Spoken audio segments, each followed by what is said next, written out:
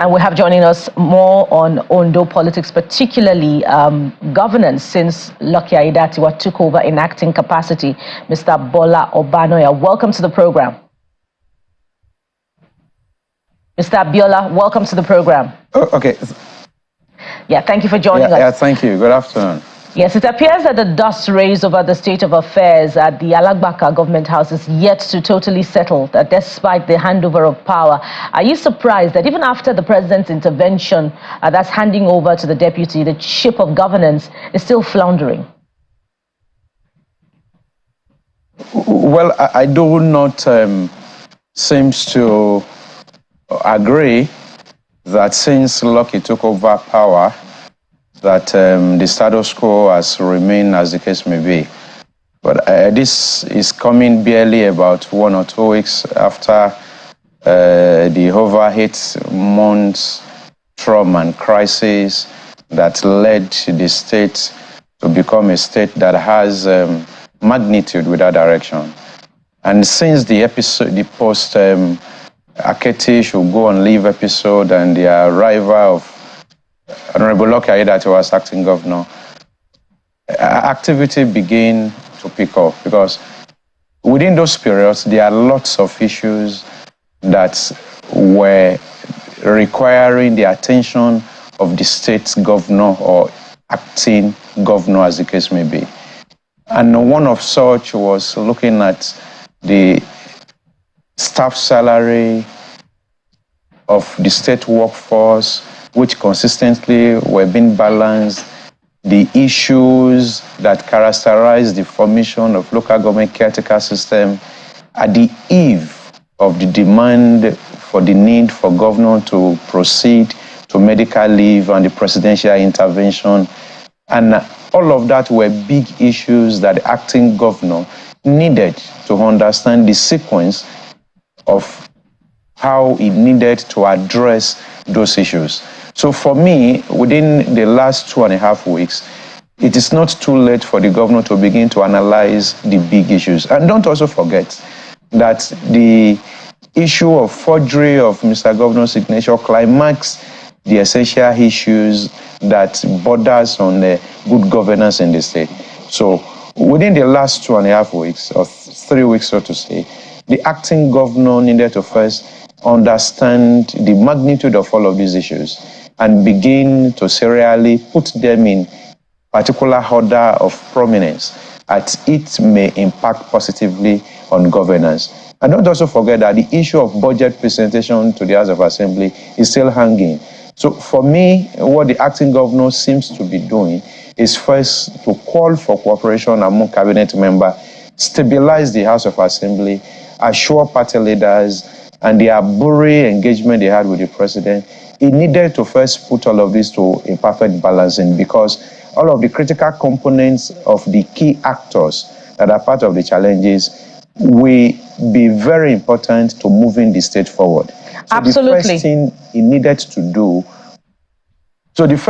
to do was to ensure that all of them are on the same page. And I feel that thus far, the acting governor is setting a very clear and serene agenda on how to move the state forward.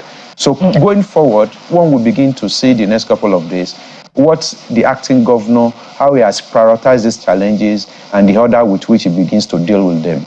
But depending on who you talk to in Ondo State, the governor may not have begun to resolve all of these issues that you have raised yet, albeit the establishment of LCDAs in Ondo, local government elections, and particularly the cabinet, which you pointed out that the governor needs to be on the same page with him. Reports suggest that, some of these cabinet members are not cooperating totally with the governor, particularly because, like him, they also have ambitions to take over the seat of power from Governor Akeredolu in 2024. What options do you think are open to acting Governor Aiyedatiwa to bring these cabinet members on the same page with him?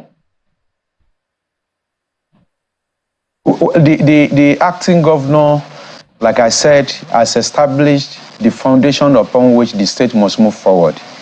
And in the coming days, I expect him to come out to make a statewide address to articulate the orders with which he feels that under his actingship, the state will be moving forward.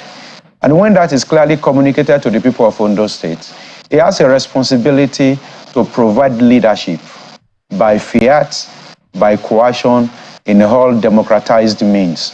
So at that time, he would have done the first needful. The first needful is to bring them on board.